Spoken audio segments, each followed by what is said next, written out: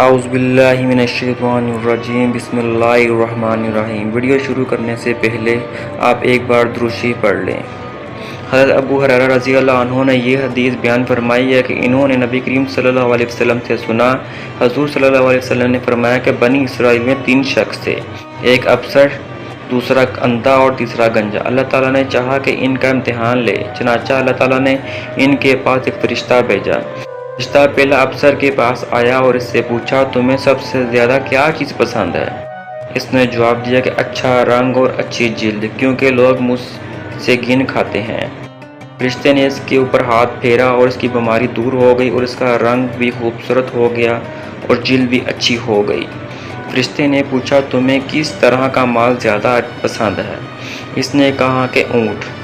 چنانچہ اسے حاملہ اونٹنی دے دی گئی اور کہا کہ اللہ تمہیں اس میں برکت دے گا۔ پھر فرشتہ گنجے کے پاس آیا اور اس سے پوچھا، تمہیں کیا چیز سب سے زیادہ پسند ہے؟ اس نے کہا کہ اندھا بال اور میرا یہ عیب ختم ہو جائے، کیونکہ لوگ اس کی وجہ سے مجھ سے پرہیز کرتے ہیں۔ فرشتے نے اس کے اوپر ہاتھ پھیرا اور اس کا عیب جاتا رہا اور اس کے اندھا بال اگ آئے۔ فرشتے نے پوچھا، تمہیں کس طرح کا مال زیادہ پسند ہے؟ اس نے کہا گائے۔ چنانچہ اس کو حاملہ گائے دے دی اور کہا اللہ تعالیٰ تمہیں اس میں برکت دے گا۔ پھر فرشتہ اندھے کے پاس آیا اور اس سے پوچھا، تمہیں کیا چیز پسند ہے؟ اس نے کہا کہ اللہ تعالیٰ مجھے بینائی دے دے تاکہ میں لوگوں کو دیکھ سکوں۔ فرشتے نے ہاتھ پھیرا اور اللہ تعالیٰ نے اس کو بینائی واپس کر دی۔ پھر پوچھا کہ کس طرح کا مال تجھے زیادہ پسند ہے؟ اس نے کہا کہ بکریاں۔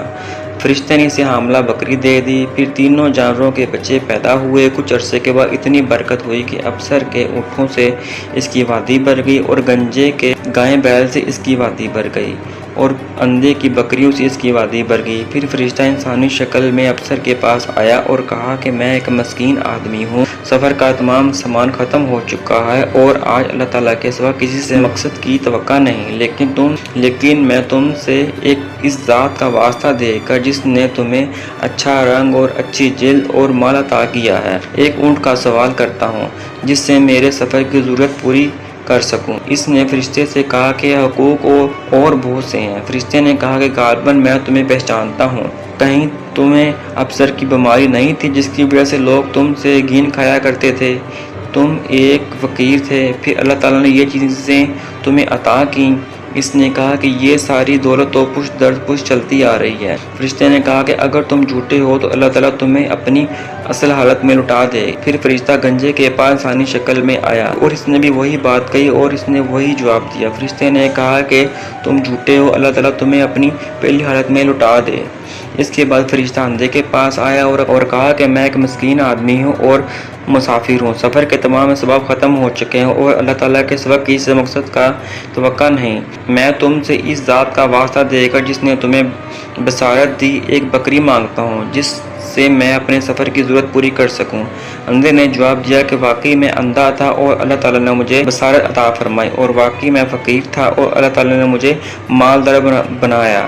تم جتنی چاہے بکریاں لے سکتے ہو، خدا کی قسم جتنا بھی تمہارا جی چاہے لے لو، میں تمہیں ہرگز نہیں روکوں گا۔ فرشتے نے کہا، تم اپنا مال اپنے پاس رکھو، یہ صرف امتحان تھا، اللہ تعالیٰ تم سے راضی ہے اور خوش ہے، اور جو تمہارے 2 ساتھی ہیں اللہ ان سے ناراض اور ناخوش ہے۔